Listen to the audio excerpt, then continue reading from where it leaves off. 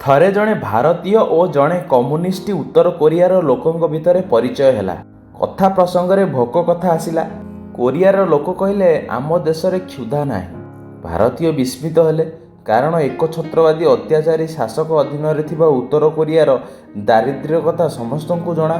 ତେଣୁ ଭାରତୀୟ କହିଲେ, ଆପଣ ଏ କ'ଣ କହୁଛନ୍ତି? ତା ମାନେ ସ୍ୱିଡେନ ଭଳି ଦେଶ ସହିତ ଉତ୍ତର କୋରିଆ ସମାନ? ଏହା କ'ଣ ବିଶ୍ୱାସଯୋଗ୍ୟ? କୋରିଆର ଲୋକ କହିଲେ, ଆପଣ ସର୍ବଗ୍ରାସୀ ଛେଳି ଗପ ଜାଣନ୍ତି? ଥରେ ଜଣେ ରାଜା କହିଲେ, ଯେ ଛେଳିର ସର୍ବଗ୍ରାସୀ କ୍ଷୁଧା ମୋଚନ କରିପାରିବ ତାକୁ ପୁରସ୍କାର ଦେବି। ଜଣେ ଲୋକ ଏହା ଶୁଣି ଛେଳିକୁ ନେଇ ଜଙ୍ଗଲକୁ ଗଲା।